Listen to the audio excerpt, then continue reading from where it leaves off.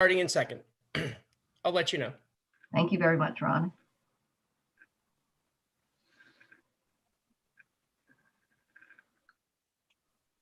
We're live. Good evening, everyone. Welcome to the City of Milpitas Energy and Environmental Sustainability Commission meeting.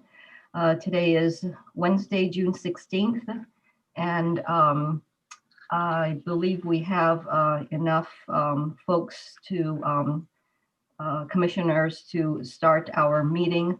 Therefore, I'd like to call this meeting to order, and please join me with the Pledge of Allegiance.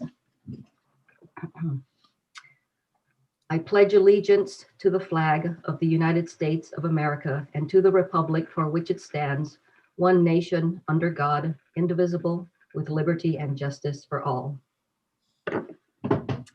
Thank you. Could we have the roll call, please? Yes. Let me start with the roll. Commissioner Badesha. Don't see online. Vice Chair Kong. I'm here. Commissioner Lingle. Here. Commissioner Martinez. She joined. No. Okay. Commissioner Salian.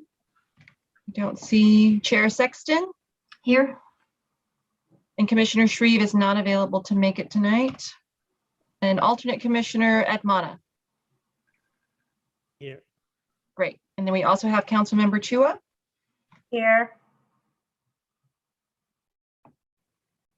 Okay, great. Thank you very much. Can we go ahead and seat alternate Commissioner Admana so that we have a 4 commissioners voting tonight? Yes, we can officially seat alternate Commissioner Admana. Okay, great. Thank you. So the first thing that we need to do is approve today's agenda that was distributed last Friday. Do I hear a motion to approve the agenda for our June 16th meeting? Yeah, I support the motion. Thank you, Commissioner Kong. Do I hear a second? I second. Thank you, Commissioner Lingle. Could we Great. have- Yes, let me go through the roll call vote. Vice Chair Kong, Aye. Commissioner Lingle, Aye. Chair Sexton, Aye. alternate Commissioner Admana. Aye. Thank you. That passes. Great. Motion passes, and we can now move to approving the minutes of the last meeting for May 19th. So hopefully you had a chance to review the meeting minutes that were sent off also last Friday. Do I hear a motion to approve those minutes? Chair Sexton, I'm sorry, I do have one correction from Commissioner Shreve, who voted to not approve the April minutes because he was not in attendance. So I'm just, He we abstained just for have that from that one. minor correction to the Okay. voting record. Thank you very much for that correction. So with that change to the meeting minutes, do I hear a motion to approve the minutes of last month? I motion to approve minutes from last month. Thank you, Commissioner Lingle. Do I hear a second? I'll second the motion. Thank you, Commissioner Kong. Let's go ahead and do the roll call vote. Great, thank you. Vice Chair Kong, your vote, please. Aye. Commissioner Lingle, Aye.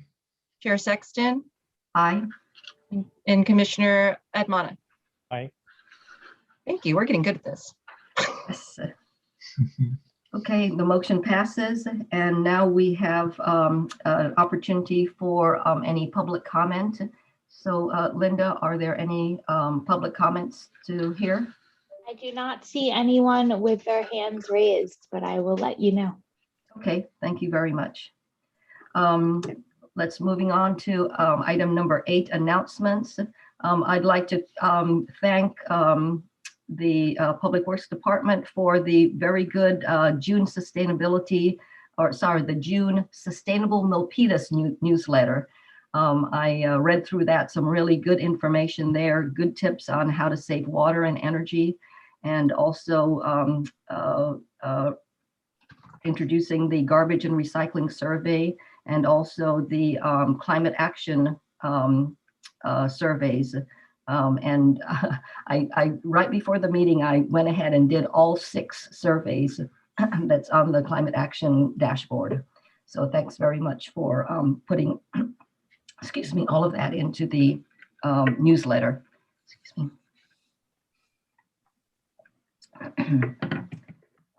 Are there any other announcements to share at this point? All right, since we don't have any other announcements, let's move on to the business items for today. The first item is update on the street sweeping pilot program. Great, thank you, Chair, and good evening, Commissioners and Councilmember Chua. I want to introduce Mivan Kusiman and Alan Ha. They are with our solid waste team in our Public Works Department. They've been busy developing and implementing a street sweeping pilot program that was approved by Council as part of the CIP a few years ago. And they're here to share kind of really preliminary results. We had, and you'll hear about this, we started actually implementation in March, and we have official kind of 6-month and 12-month report outs on implementation. But we had this opportunity to give you guys an early preview and share kind of the first quarter results too. So I'm going to turn it over to the team now, and we're here for questions, and I hope you find the program and the results that we're seeing to date encouraging. Hey, hi, I'm Mivan Kusiman, and I'm here with Alan Ha, as Elaine mentioned. We're part of the solid waste team. I did also want to do a quick shout out to Tam Tran and Sarah Tang, who are our interns for solid waste, and they've really been a big part of our team as we've been going out into the field. Every time a street sweeper is out there for the pilot project, they're there with us too. So I know they're excited to be seeing this as well. Next slide, please.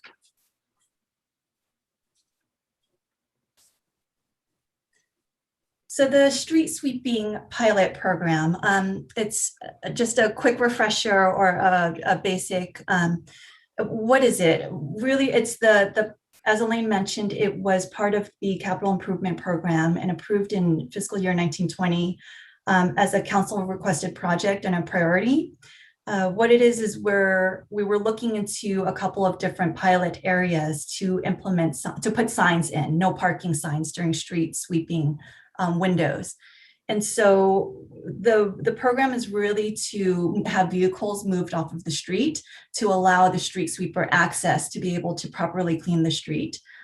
Reducing litter was another goal that we had, as well as neighborhood beautification. Next slide, please.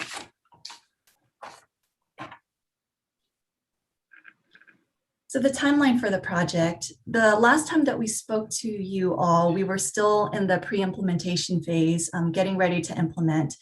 And it took, for the first couple of months, we took time to research different jurisdictions, to talk to different city divisions and departments to form an internal team, to coordinate with Milpitas Sanitation regarding the schedule and what it would look like. And then implementation to work closely with the streets team and consultants to determine the signage placement, the signage language, and the schedule. And then also presenting to the commissions and then the transportation subcommittee as well. So now that the pilot program has started, it's a 1-year pilot. It started in March 2021. And as Elaine mentioned, we have a 6-month mark and a 12-month mark to do a formal evaluation, but we're here at the first quarter. So just 3 months in to just do a little preview to kind of let you all see what we're seeing right now and what the data is telling us. Next slide, please. This is a bird's eye view of the 4 pilot areas that we have determined for the program. So you can see area 1, area 2, area 3, and area 4. And there are certain factors that we looked into to determine the areas. One is that we looked at Milpitas's trash load reduction plan to look at the hotspots for litter and visual assessments to see which areas would need the street sweeping. We checked in with Milpitas Sanitation to get their feedback about various areas. We looked at the mix of single family houses versus multifamily, the geographic location, so busy streets versus residential streets, street types. Oh, and just to mention, this is limited to the residential streets, residential areas. Next slide, please. This slide is area 1, and this area is, the boundaries are Edsel, Dempsey, and then South Park, Victoria, and then it covers Silwan and Shirley Drive. So that's our first area that we concentrated on. Next slide. Area 2 is mostly residential single-family homes. It's bordered by Ellis to the north, Lynn, Adams to the south, and Gadsden. It is surrounded on the borders by multifamilies, but in the boundaries itself are single-family houses. Next slide. Area 3 is North Park, Victoria. This street is probably, I would say, the busiest of all the streets in the pilot areas. So it goes from Kennedy Drive and down to, you can see Ayer Street, and it's close to the Cardoza Park. So you can see it kind of on the top left corner there. Next slide.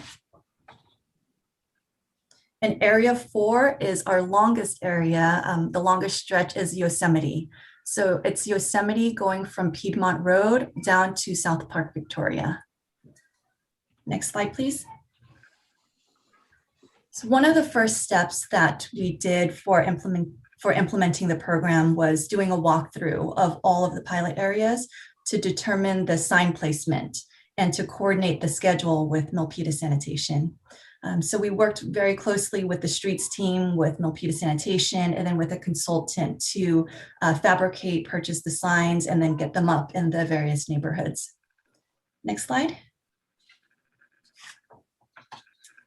We also outreach to the residents of these 4 areas the month prior to the project implementation, so in February. And we sent out postcards to every single mailing address that we had out there. And then we also had door hangers as well that were hung up on every single door that was in those areas.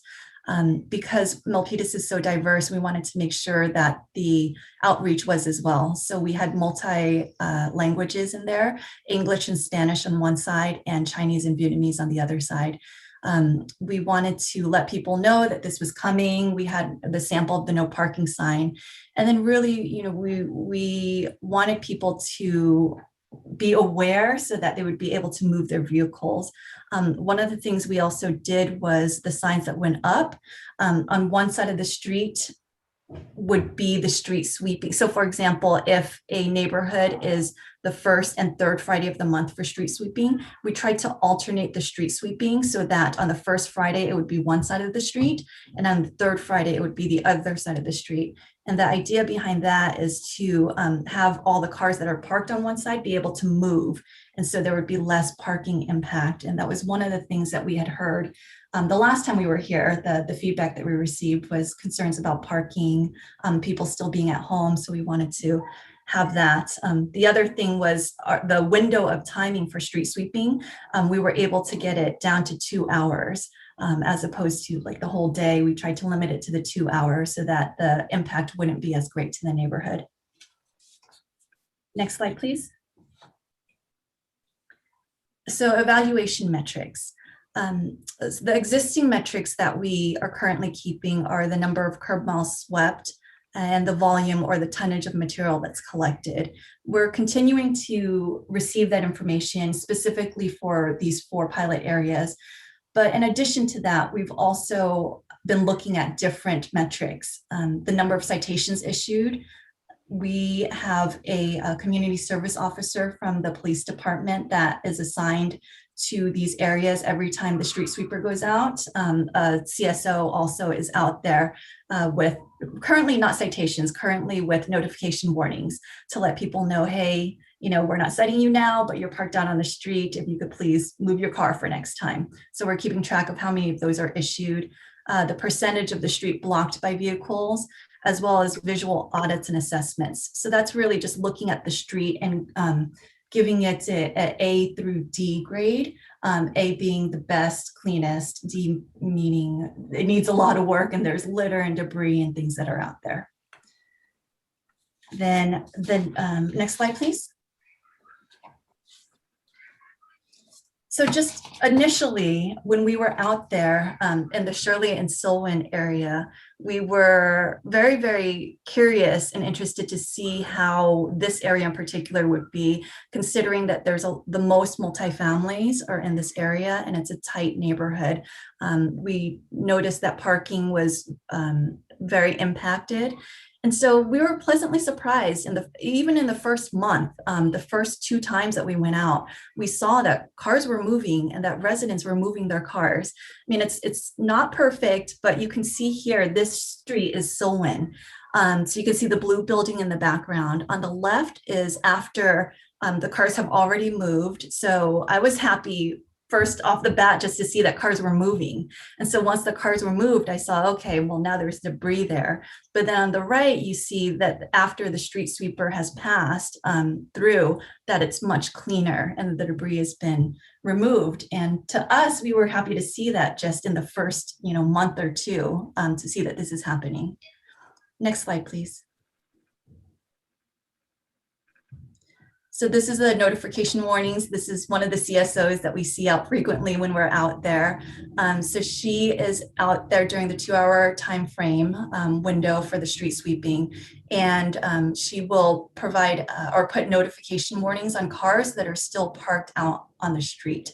For now, we haven't been citing, but the notification warnings do mention that you could be cited in the future. Next slide, please. So this is a short video. I don't know, Ron, if you're able to, there should be a little button to press of the Shirley Selwyn area from the first month.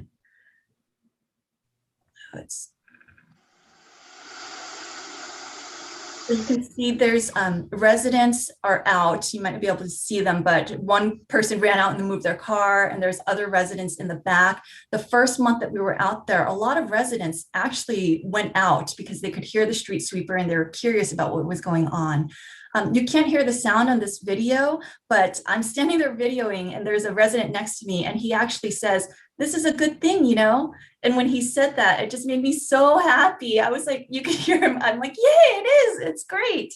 And so that was just the first month out that we were seeing that. Next slide, please. So I am going to pass you now to Alan, and he's really been crunching all the numbers and evaluating all the metrics, and he'll go into that with you next. Wonderful. Can everyone hear me okay? Yes, we can hear you fine. All right, great. Because now I get to talk about the numbers and the data, what everyone loves, I'm assuming. And so thank you, Mivan. And Mivan just shared a lot of observation and about the program since the inception and implementation. And then, but we all know there's a huge chasm between anecdotal evidence and actual hard data.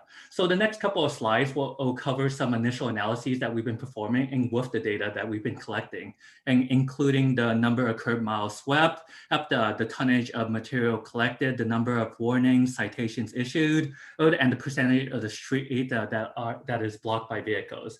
At the 6-month update, we'll also be sharing the visual assessment data because we're finding out that this is actually a much for complicated analyses and what we have to share right now isn't up to a standard that we think inking is presentable. So look forward to that in the 6-month update. Next slide, please. All right. So our first slide is a curb length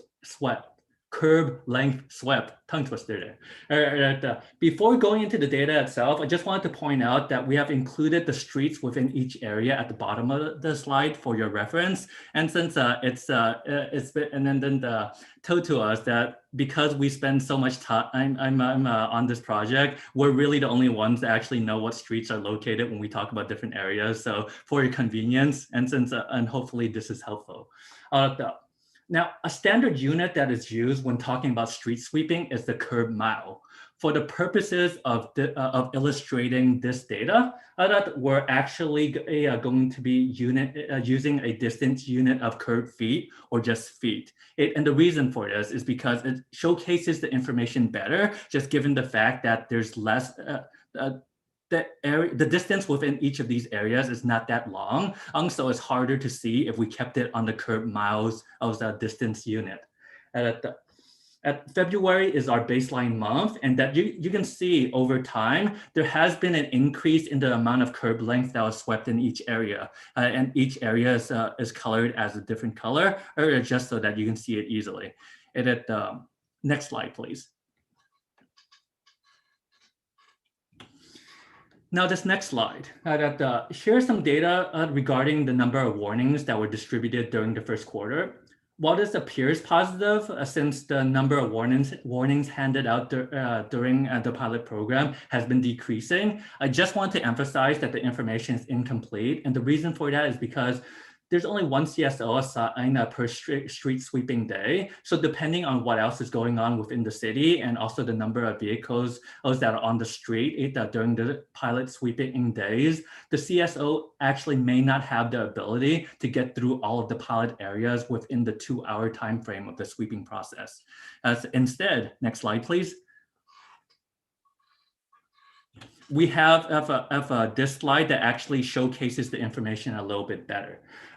Because this slide, as Miva and then stated earlier, we're out there collecting data on the street sweeping days. One of the data points that we collect is how many vehicles are we seeing parked during the 2-hour time frame. And this is and the numbers here include both vehicles that have received the warning as well as those that did not. And how you read the graph is this: the y-axis is pretty straightforward. That's the amount of vehicles. Also on the x-axis, you'll see a number and then a day. So 1 second Monday, all the way on the left, that means area 1 second Monday, and then 1 fourth Monday means area 1 fourth Monday, so on and so forth. Should I pause right over there because I see a hand raised? Yes, let's see. What is the baseline? Could you clarify that? Baseline. I was just about ready to cover that. I'm sorry. No problem. Because I should have moved it up ahead. But the baseline is the information that we collected during the month of February before the start of the program. So it gives us something to compare to from before the program start to after the program start. All right. And you can see in each of the areas, over time, there has been a decrease in the amount of vehicles that are parked during the street sweeping days. While we have expected this, one of the things that we were not expecting is actually how quickly the numbers have dropped, especially in area 1 in the medium to high density neighborhood. You can see in some of the areas by over 50%. And while it appears that certain areas seem to be tapering off or leveling out, the end result right now with the first 3 months is that there still has been a decrease in the amount of vehicles that was parked on the street during street sweeping day. And that's really exciting. Next slide, please. So the next series of slides are going to go by pretty quickly. But all of the next series of slides is the percentage of the street that is blocked over time. And each slide, it showcases a different area. So there's 2 lines per slide. excuse me, each lot, and then that means that it's a different street sweeping day, so therefore a different side of the street. It at the end, and then for this slide, you can see area 1, once again, our medium to high density neighborhood area, starting point of approximately 40 to close to 60% of the street that is blocked by parking. And then by the end of May, we're down to 10 to 14%, depending on which side of the street that you're looking on. Next slide, please. This next slide is area 2, or once again, primarily single family units. It's with some medium to high density units along Lynn and Adams. And this area is actually really interesting because you can see that both sides of the street, we're pretty much even in terms of the percentage of the street that is blocked out. And over time, it diverged a little bit, but still the same pattern. And we're seeing a drop of approximately 20% and from the baseline month of February. Next slide, please.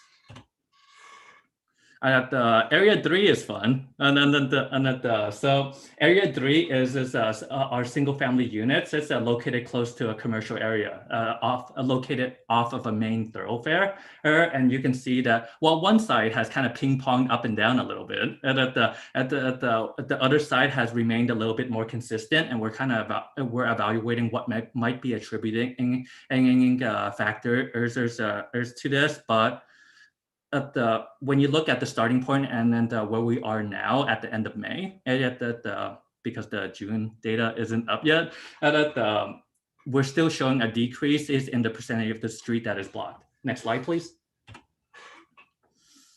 And area 4, or Yosemite, primarily single family unit. It's with a school located in the neighborhood. While it seems like it's tapering off more so in this neighborhood compared to other neighborhoods, the end result is still the same. And compared to where we started to where we are now, there has been a decrease in the percentage of the street that is blocked. Next slide, please. And that gets us to this fun number right over here. So tonnage. And this slide is interesting because our original hypothesis was that as more curb access increases over time and the sweeper is able to keep an area cleaner, then theoretically there should be less debris that is picked up because there's less accumulation on the ground. Right now, that doesn't seem to be the case, and there's actually an upward trend in the tonnage of material that's collected during sweeping. And this could be attributed to several reasons, such as the timing of when we started winter as opposed to where we are now, spring and summer-ish. There is a lot more plant and growth and a lot of plant debris. So the seasonality changes might be contributing to this. But nevertheless, as we're interested in looking into this a little bit further to see what the factors are that's contributing to the tonnage growth. But I don't know about you, but I find this exciting when something that goes against my hypothesis. Let's figure out what's going on. Next slide. And here I will kick it back to Mivan to close it off because as I think we received some really good feedback from the community during our time that's out there. So Mivan, and then hand off over to you. Thank you. So yes, we have been receiving feedback from the community. Like I mentioned, we're out there at least 4 times a month for 2 hours each time, sometimes less in the smaller area in area 1. But when we're out there, as you can imagine, with our vests and our tablets taking down information, we come across a lot of residents who ask us what's going on and what are you doing, or they give us feedback about what's happening. So we've realized that residents in all of the pilot areas, we've heard good things, positive comments from everybody. All the residents understand why we're doing this, and they understand, that you need to move your cars to get the street clean. So that has been good, and they view it as a good thing. Some residents have expressed a desire to begin citations rather than warnings. And this is more from the residents who are following the rules basically, and they're already moving their car. And so they'll see their neighbors and say, well, they're not moving their car, so why don't you cite them? So we're hearing that a lot from those neighbors. some residents were not aware of the existing street sweeping program until the signs were posted. So they were like, oh, how often does this happen, or when does it happen? And so we'll have to tell them, oh yes, there's a street sweeping program and it comes, twice a month. And then we'll explain this pilot to them and how that's different. On the flip side of the citations, we also heard from residents concerned about getting a citation. And these are from residents who are running out to their car when they hear the street sweeper or when they see us. And that's kind of a reminder to them, like, oh, I need to move my car. And they'll say, am I going to get cited for this? That would be their next question. And, our answer for now is no, we're giving you warnings, but please move your car and you may get cited in the future. Some residents continued to be confused about the schedule. Just the other day, on Monday, I was in the field and one of the residents came up and said, well, can you explain to me the 2nd versus the 4th and how often do the street sweepers come? So we were right outside and I pointed to the signs on each side of the street and explained it that way. And she's like, yeah, because my neighbors were asking too. So I'm hoping that once now that she has the information and is clear about it, that she can tell her neighbors also. And then one resident we received one concern about a resident who was concerned about the sign placement. And what we did was, for the signs, our first kind of choice for all the signs was if there's an existing sign out there, a signpost, a street light, or anything that we could put a sign on, we would do that first.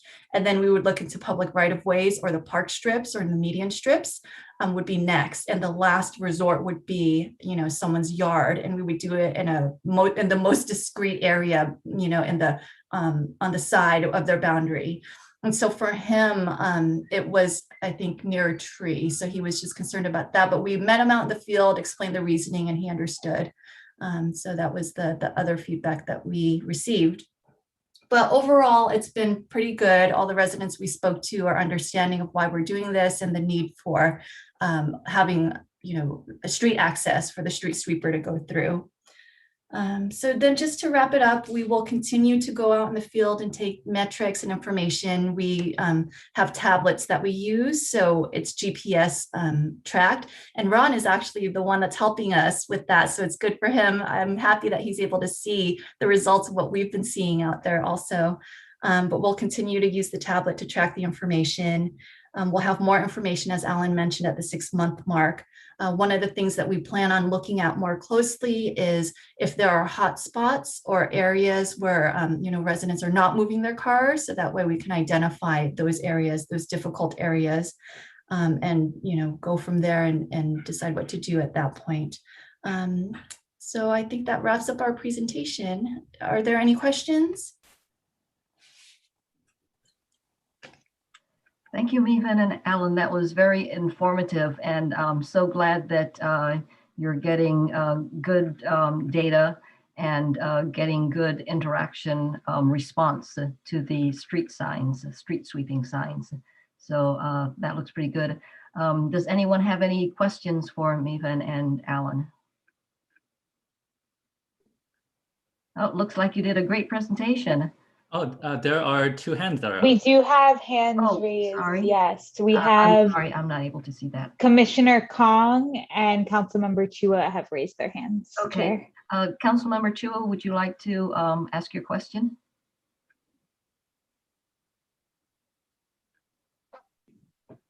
Sorry, Councilmember Chua, you're muted. I'll let the Vice Chair Kong first, if that's okay. I'll be okay. last. Oh, all right, no problem. Vice Chair Kong, would you like to ask your question? Yes, I just have one question. Do you provide for the residents to provide feedback through other means? Because I think just being on the street talking to them may limit the number of feedbacks. Are there other channels for the residents to provide comments? I think that will definitely be helpful to know from more comprehensively if there are other concerns that can be addressed during the pilot period. Mevan, would you like me to answer, or? Oh no, you can go ahead.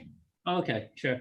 As part of the outreach, the outreach collateral that went out, there's actually a website that we set up, and it contains a email box that both Miva and myself monitor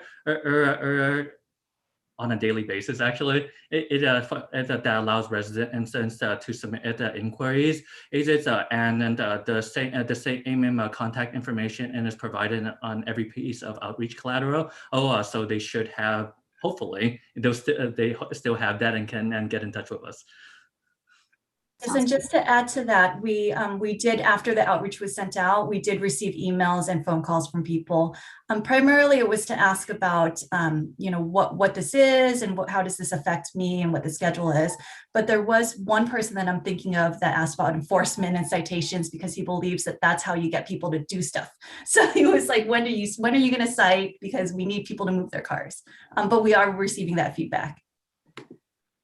And Vice Chair Kong, I think you make a great point. As we continue with the program and look at our 6-month and our 1 year completion, we'll look at whether or not there's a way to survey the residents in an effective and representative way as well. I think that's a good point of seeing if there's a way we can do some sort of survey out there. The data is very, very promising and encouraging. So good job to the whole team. Thank you. Commissioner Lingle, could I'll have Councilmember Chua, Councilmember Chua, if you'd like to speak now. Yes, I was thinking about the same thing about a survey, just a survey focused on areas 1, 2, and 3, and 4. After maybe 6 months, if it would be possible, that would be good to get real feedback from the residents that are affected and also get some feedback on how else can we improve type of questionnaires. So I like that. And also bear with me, I'm gonna ask this question, it's very basic. So Maven or Alan, can you explain to me, when do you do the first side of the street? And when is the next side of the street done? How does that work? So, Miva, do you want me to take this, or do you want it? I can take it and you can jump in if I'm missing anything. Sounds good. Yeah, so when we worked with Milpitas Sanitation has their own set schedule for all areas in Milpitas that they're doing street sweeping for. And so we didn't want to change up that schedule. We wanted to keep the same dates. So now people who aren't in the pilot, they would have street sweeping twice a month in residential areas. The street sweeping pilot, the difference is that we would keep the same day, but instead of doing, both sides of the street, we would do one side thoroughly to make sure that all of the cars are gone from there so that the street sweeper has access to it. Do one side, and then the next time around, 2 weeks after, would be the other side of the street. So that's the main difference with the street sweeping pilot. We kept the same days. We narrowed the time frame to just 2 hours, and then we did alternate sides of the street. so the iteration is 2 weeks between one side and the other side? It's twice a month. So the days are usually the 1st and 3rd Fridays or the 2nd and 4th Monday. Yeah. Oh, okay. Yeah, specifically for the pilot at the pilot area 1, and then is the 2nd and 4th Monday, and pilot areas 2, 3, and 4 are actually the 1st and 3rd Fridays. And area 1 is Shirley and Selwyn. Yeah. Yeah, I got that. So if no pilot, the Milpitas Sanitation does it once a month? They're actually sweeping in every area twice a month, but the biggest reason for the pilot is to actually get vehicles to be able to move so that we can actually access the curb and do a more thorough cleaning job. While the non-pilot areas may be seeing the street sweeper twice a month, whether or not they'll have the same access as the pilot areas is a entirely different story. Okay, that makes sense. And I also like your data, because I'm I'm kind of like a data person myself. Great. I'm very analytical, so I go with data and statistics. And I like what you said about, because there is like the tonnage issue. How come it went up in April, May area on, I think area, can't remember which area it was, but that would be a good thing to find out whether it's seasonal or not, or some other factors that affected the increase in tonnage collection. I would be curious to find out. And overall, I'm really excited, and I'm glad I'm on this commission, because I'm learning a lot and I'm able to do a lot more as a council member because of you guys' feedback and the work that you do. So thank you so much from Tony, Elaine, Chair, everybody on this commission. Thank you. And I'm looking for the 6-month review. And if you will, I would like to mention this on the next council meeting. I think we have a special meeting on Monday, June 21st. I just want to say that you guys are doing a great job doing the pilot project. So thank you so much. Great Thank job. you for your comments, Councilmember Chua. Commissioner Lingle, if you wouldn't mind me just doing a follow-up question on one of the items that Councilmember Chua brought up. So for clarification, the frequency of street sweeping during for the pilot areas.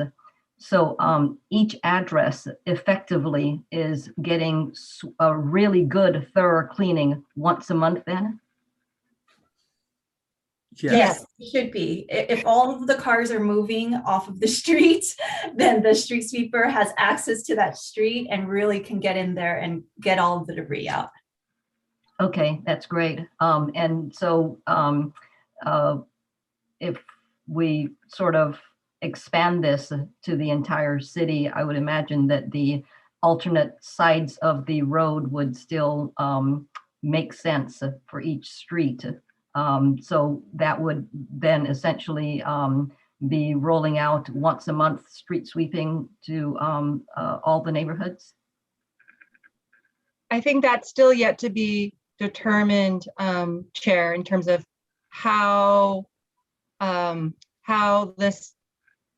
results are what they point to, and then how it gets or if it gets expanded throughout the city. I don't know that we would go citywide with parking enforced street sweeping, but I think one of the things we'll need to look at is, are there other areas that could benefit from something like this?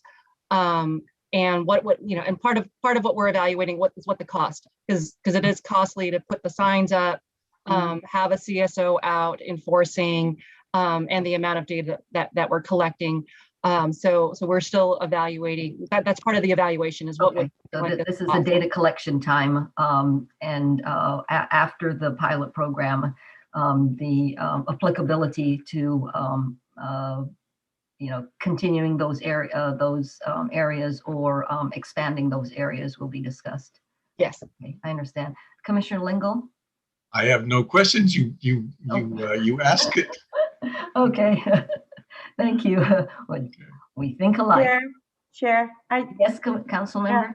Well, I just want to let you know, guys, I'm really excited. And also one of the things that got me excited is the selection of the areas, because those areas are the challenges, I think, in terms of street sweeping. And whoever did the selection, or what the team that did that, thank you so much. It's very good targeting for the pilot program. I love it. Those are the areas that's really a challenge to us in terms of street sweeping. Thank you all. Councilmember Chua, you'll be happy to know that it was a data-driven decision. So it was all based on data.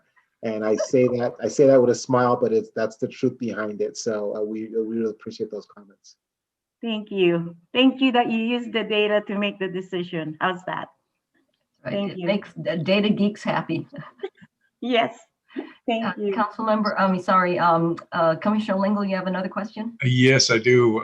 Let's see. This one's a little off topic. This is not to do with street sweeping. It is just general cleanup around Milpitas.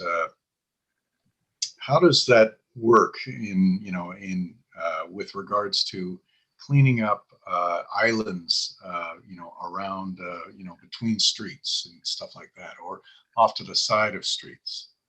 Is there You're talking about litter? program? Sorry? Commissioner Lingle, are you talking about littering? Yes, Okay. yeah. With regards to litter, just picking up litter off to the sides of streets, not necessarily, curbside and residential. Is there a program there, or?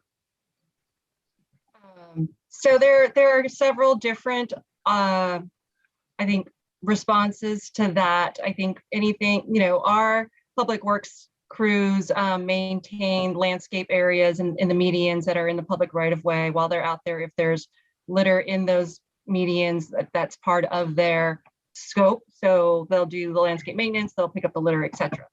Other areas, whether it's private property or what would I say, non-jurisdictional, Caltrans right of way or others, that's a little bit more of a challenge. And that's where, work with the adjacent business owners, work with those other agencies for litter pickup, and kind of volunteer events kind of are utilized to address kind of those areas. Okay, that's all. Thank you. Okay, thank you. I'll just add onto what Elaine mentioned. We really, the community feedback on what areas to visit and what frequency is really important to us. We have our schedule in which we get to things, but we can't predict when that piece of litter is going to get thrown by that car driving by or going to get blown away. So if you have not already, what we're asking everyone to really focus on doing is get that MyMilpitas app. Take a picture of it, or when you get home, if you know the area. Oh, Tony, we can hardly hear you now. Your volume went way down. Okay, sorry. I'm just advocating for folks to use the MyMilpitas app to report these issues to us, so we can get staff to work on it and get ahead of it, since you guys are out there in numbers more than we have in numbers. Good suggestion. That's great. Thank you.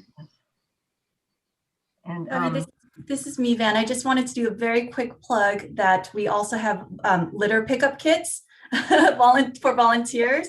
They're very popular with residents. We've given away a lot so far. We've also been working with Recreation to provide kits to them. And so if anybody's interested in a kit, you can email Milpitas Recycles, that email at ci.milpitas.ca.gov, and we can get a kit to you. yes, I've been using my litter pickup kit, so that's very handy.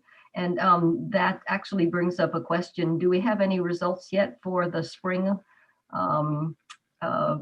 creek or coastal pickup, cleanup, whatever program for the month of, I think it was the month of March? No, month of May.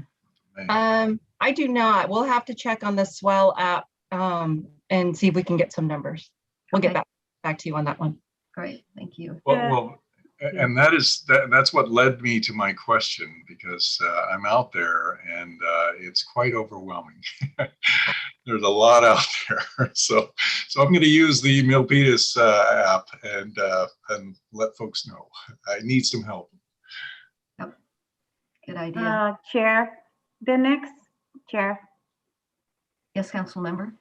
the next cleanup is June 19th, 11 to 1 p.m. at Starlight Pines Park. Starlight Park at the Pines. All So right, please if anyone join. can make that, that would be great. Mm-hmm.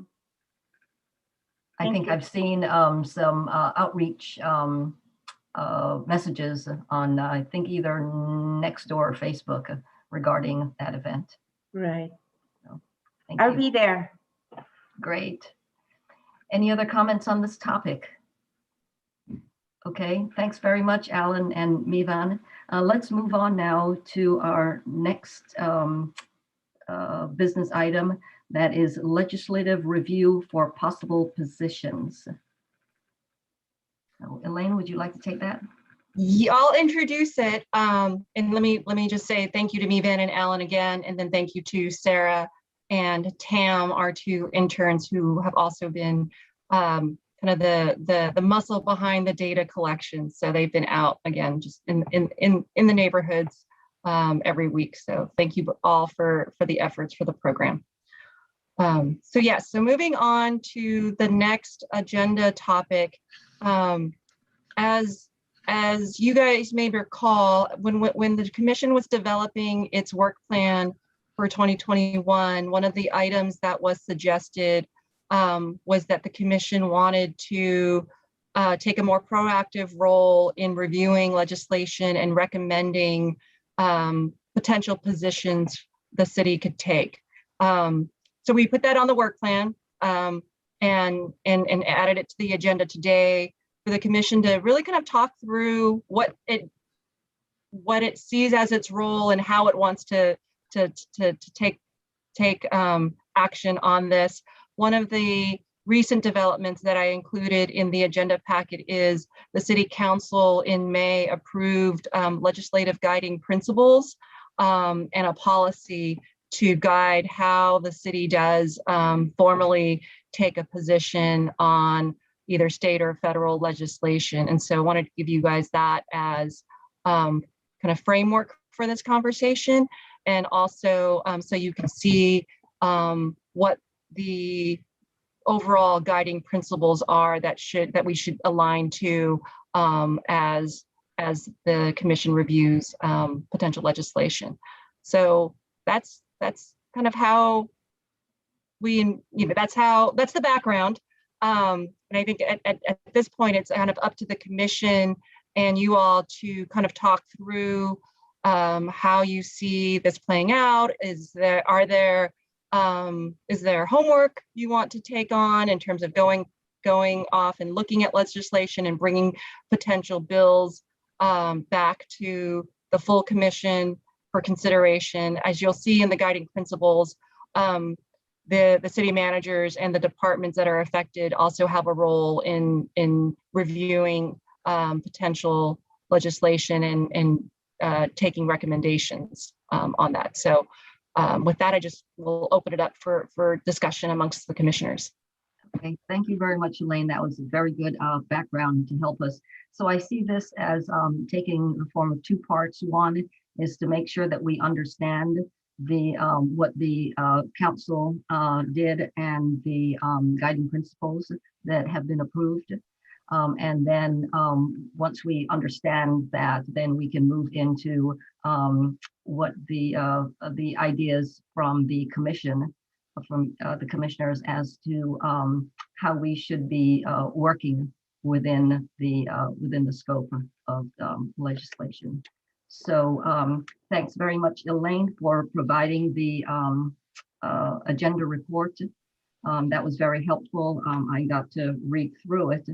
And one more reminder that that any legislation should also be connected to the commission's overall mission and sphere of influence too.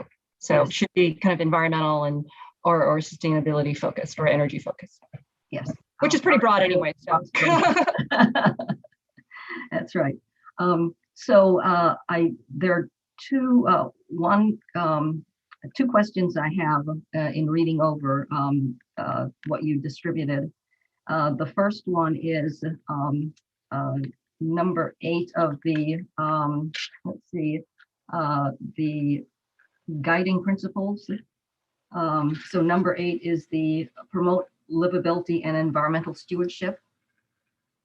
And I noticed that there is a difference in the text between what is attached to the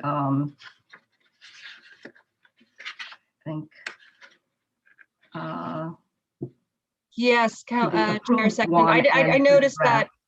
I noticed that too. The text in the staff report is a little bit more expansive than what was in the draft policy. So I'll have to take that back to the city manager's office just to confirm kind of what is was finally adopted and what's in the policy, and if that was just kind of a transcription error. But yeah, let me get back to you guys on that one. Okay, yes, because I think the general parameters though still apply. You know, it is still, you know, the principles behind promoting livability and environmental stewardship in general are there. It's just a matter of kind of whether or not the specific call outs for greenhouse gas emissions and the more specific language should be in the policy or not. Yes, I thought the overall policy statement was good. I just felt that, you know, gee, why was, you know, waste reduction policies dropped, and, you know, why was greenhouse gas reduction dropped in terms of specific call outs. So, and there are several other items like that. So yes, there was a difference there. And then my second question is, I'm, you know, great. This is a wonderful agreement for handling legislation activity going on in Sacramento, and that affect us here in Milpitas. Now, if I were to say, given what is being done, or maybe is starting to be implemented, if I were to say, okay, you know, how would I go about finding out what the current Milpitas position is, or what is the city's position on a particular issue that is being discussed in Sacramento? And say, for example, SB 343, which is covers the truth in labeling for recycling materials. So I've heard about this bill, and I'm going, gee, I wonder if it's been reviewed by the city manager's office, and, you know, and has it been taken forward to the council, or maybe not needed to be taken forward to the council, but has there been has there an official position that the city has on this particular bill? How would I go about getting that answer? So I would say that's part of the conversation of what the commission wants this process to be. I would say, you know, as you read in the staff report, we don't have a lot of staff resources dedicated to legislative review. So if there is a specific bill, you can let me know, and I can see if we've already looked at it. Probably the answer is not. And so I think that's kind of where the commission can prioritize which bills are most important and should be reviewed by staff for a potential position, and or if you have a recommended position. Okay, I thought maybe that in the procedure part of it, where it says a quarterly legislative updates on items of interest will be provided to the city council. I don't know whether that. Again, this was just approved by the city council in May, so it hasn't started. Okay. So yeah, I didn't know, sort of like, you know, was that already considered, so that there is a particular document that I can just locate and find for myself, instead of having to, you know, ask for staff assistance.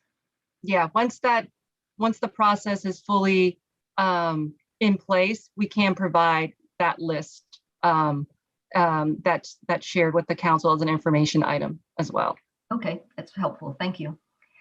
Any commissioners, do you have any questions or suggestions on now that we have this procedure in place, how we would interact with it?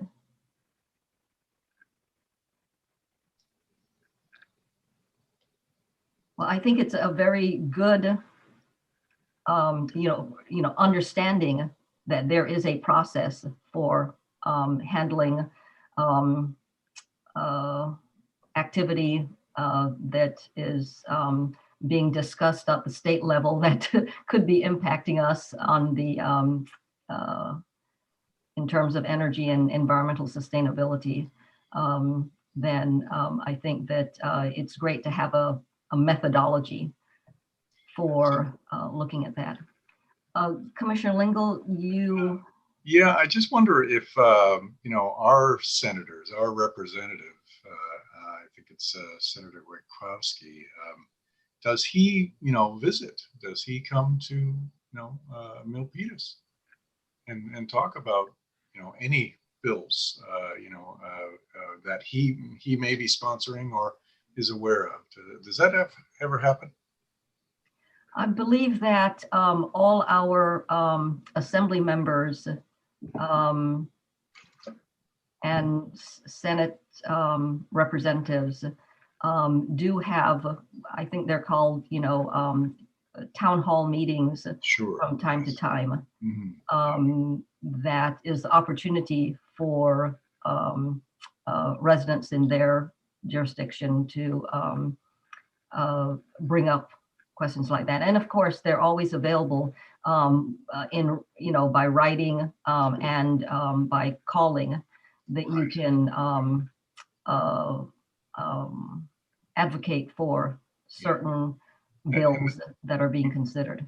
And that's all, you know, individual. And, you know, I've been to those town halls and yeah, it's all, you know, individual. I take it that is the channel, you know, that, you know, we would proceed with, and it wouldn't really involve the city. Is that, so these guidelines, you know, we would take these, you know, the guidelines in mind and keep these guidelines in mind, and they're good, solid guidelines. I totally agree. But as, you know, as we may, you know, advocate, you know, if we advocate individually, then great. We've got, you know, a one-to-one, we write those letters and, you know, that sort of thing. But if we, you know, if one of us wants to advocate in the name of, you know, this commission, then we work within this group, right? Mm-hmm. And then approach our representative. Got it. You would work within this group. The commission would adopt a position or recommend a position for the city to take, and then the city manager's office would do their review along with the department, and then you know, if it's concurred and if it's aligned with the guiding principles, then a formal city letter could be submitted to the legislature and go on the record, either with a support position or an opposed position. Okay. So it's more, yeah, it would be a formal city position on pending legislation. Right. Yep, more backing. Okay, thank you. Yeah, that clarifies things. Thank you.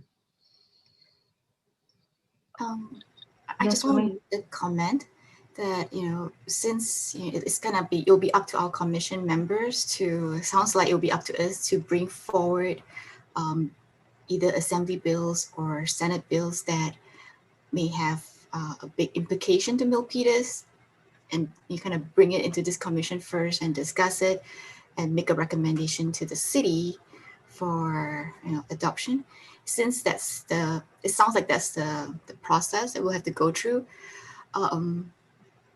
Elaine, from your experience in, you know, doing all this work in other cities, have there been a more streamlined process? Because from my point of view, you know, we're not active legislative, you know, advocates. So perhaps our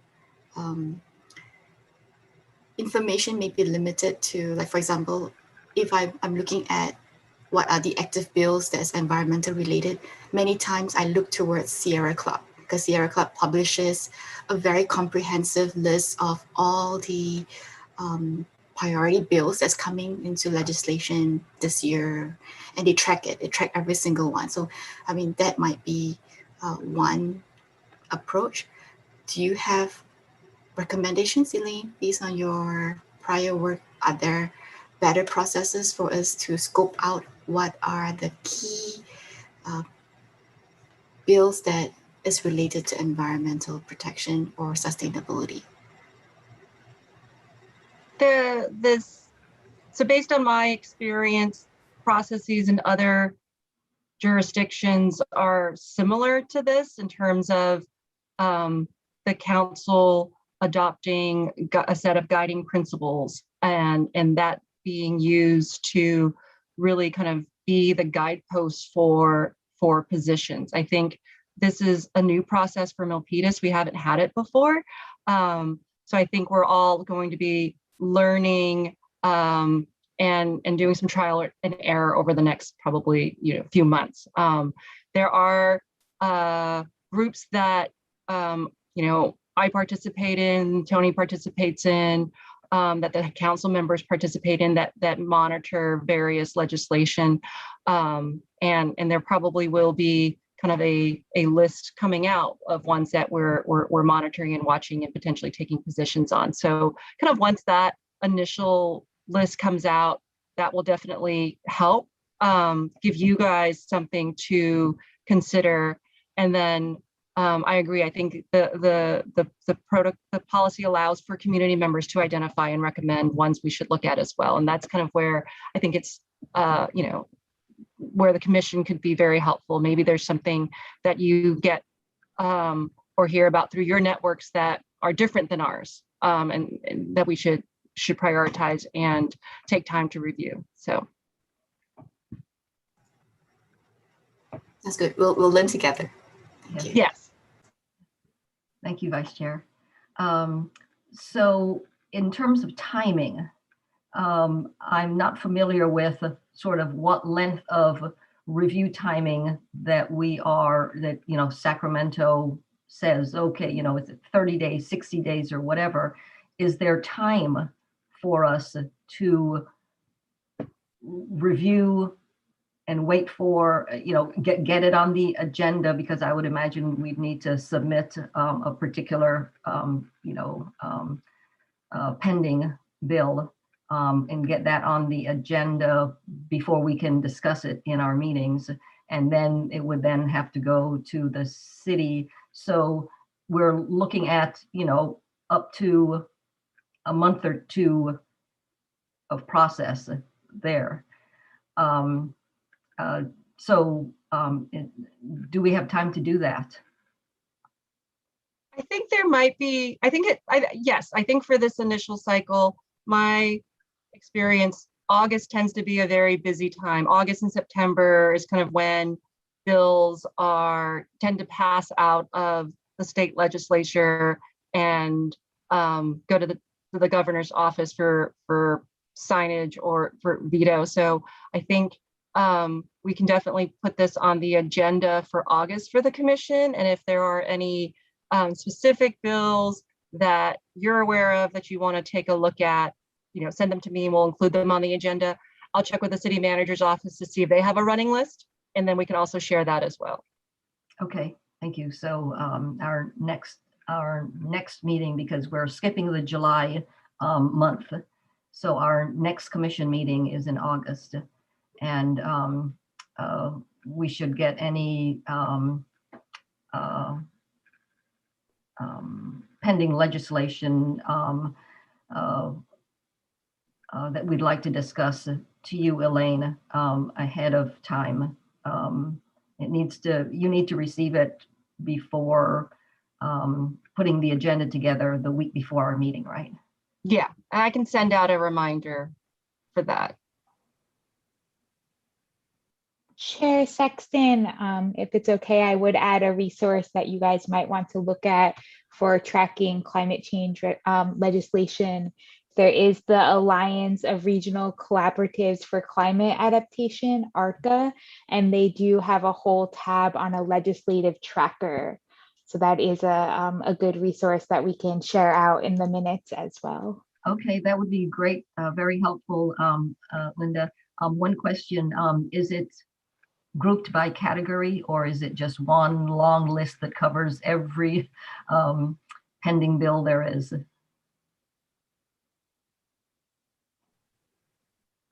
I believe it is categorized, but I will look into it more. Okay, thank you.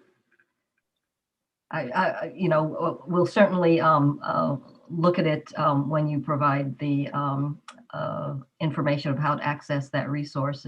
But I just was wondering if you knew offhand. Okay, any other comments regarding this Chair. agenda item? Yes, Councilmember Chua. I know you don't see the virtual raised hand, so I raised my hand. So Okay, no worries. Actually, it was my fault. I didn't have my screen on gallery view, so I was only seeing okay. the active speaker. But then I got smart and I changed my view to gallery, so now I can see everyone, whether you're raising your physical or virtual hand. Okay. So anyway, this is really good. If this commission can do that, take the initiative in terms of looking out there for any legislation and then bring it up to the city, the city manager's office and then to the city council, that is really awesome, because there's so many bills out there that we need to be aware of. And if you're taking on this function, and this is really wonderful for the city council. And I was just sitting here and thinking, maybe we can do this for all the commissions and have them look at any legislation related to their commission. So that's a thought. So thank you. And thank you to Tommy and Elaine for bringing this up. Thank you, Commission. Oh, it was the commission that wanted to do this, so. I take it back then. I give them all the credit. You should give them all the Thank credit. you, commissioners.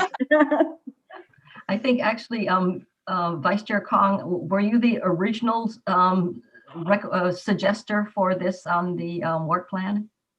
Yeah, I think I had suggested this because I've seen that, there are a lot of other cities that have taken active positions in various bills, and Milpitas have been more on the, reactive side. So I think being proactive is a good change in direction. Yes, so thank you, thank you Vice very Chair. much for thinking about it, a whole year ago or something like that. Thank you, Vice Chair. Thank you, Chair. Okay, any other comments on this topic? Okay, sounds good. Let's go ahead and move on then to the city liaison reports. So do we have any reports, Councilmember Chua and Elaine? For the city council, I'm just going to be brief. We approved the budget. Yay, we're done. And we also approved the CDBG, which is the Community Black Grant, Community Development Black Grant. That we have we got money from federal for about $1.2 million, and we divvied up to several nonprofit organizations dealing with the seniors, rent control, domestic violence, legal help for our seniors, and also infrastructure repair. Like Senior Center got a few $1,000s to repair their kitchen, and many more. So we did that last night. So really happy that we're able to do this for the several nonprofit organizations. Also, we are meeting, like I said, on Monday to go over the ARPA follow-up. And I would like to thank Chair for her suggestion on doing a pilot project to model what do you call that model, Elaine? What did I call it? It was a sustainable home model. Okay, there you go. Or a Now sustainable neighbor, one of those, Yes. a sustainable neighbor model. So I would like to bring that up on Monday to the council to have a pilot project one for a residential home, one for a condo townhouse, and one mobile home. And Elaine did the numbers, so we'll see what happens. And that is awesome. We're also looking at, last night we did the parks too, huh, Tony? We did the Recreation and Parks Master Plan, and it's in progress. And Tony was on several times last night. He was on stage for a long time. So it was good. It was good. Everything was good. And I'm really excited this sweeping pilot. I can't get over it yet. So, so thank you all so much. And we'll see you next time, August. Thank you. Thank you, Chair. Thank you, Councilmember Chua. Are there any other staff or staff reports or comments to make at this time? No?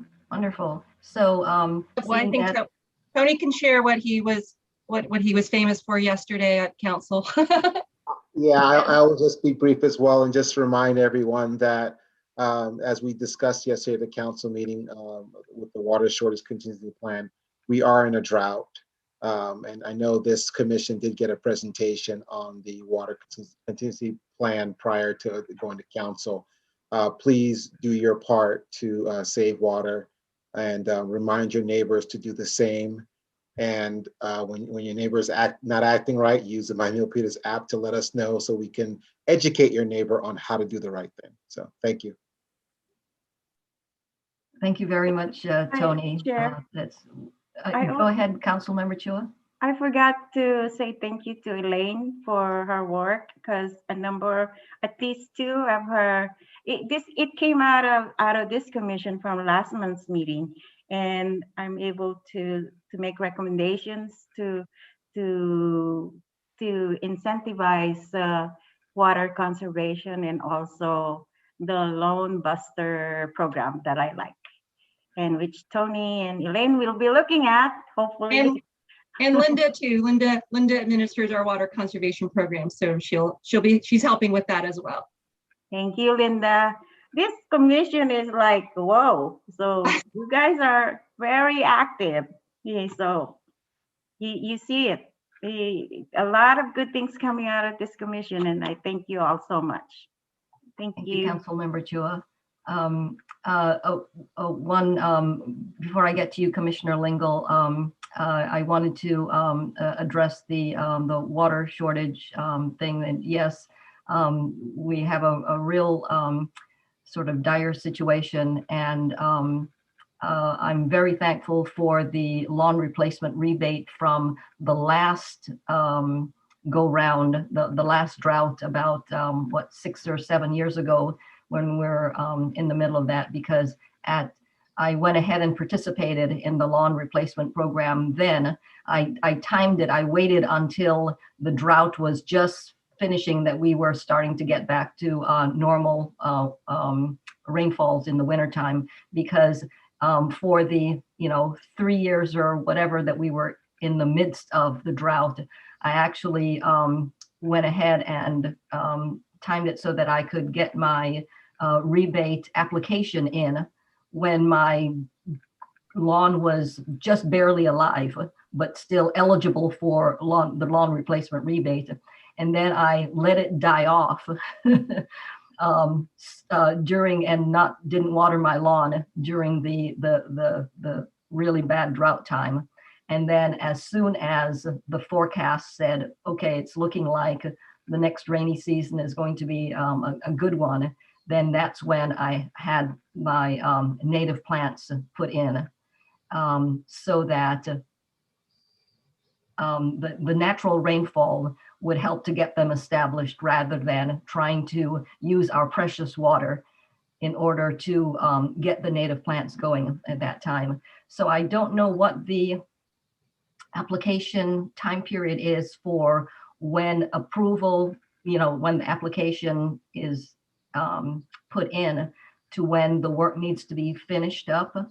But it would be great for people to sort of commit themselves to, okay, I really am going to get rid of my grass, and but I don't know when I should plant, put in the replacement stuff. So if that time period can be lengthened so that people get their lawn replacement rebate approved, but it's up to Mother Nature as to when we will be out of this drought. And, for someone to at least have a light at the end of the tunnel to say, okay, I'm living with, brown dead grass for this year. It could be for 2 years. It could be for 3 years. But I know that when we're out of this drought, then I'll be able to put in my drought tolerant plants and not be impacting the water supply at that time. So, and I know that the city of Milpitas doesn't make these rules, but if it could be looked at from that sort of lens, instead of saying, okay, your application for a lawn replacement rebate has been approved.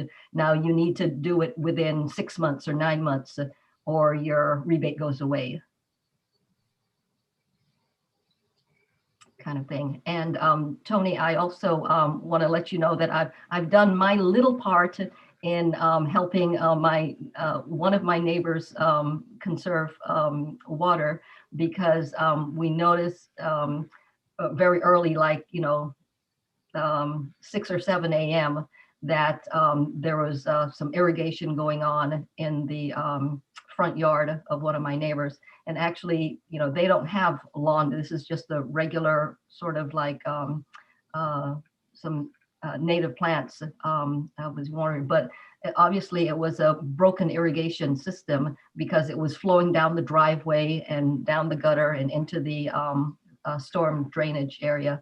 And so I was able to send them an email to have them take a look at it before the next time that the irrigation would go on.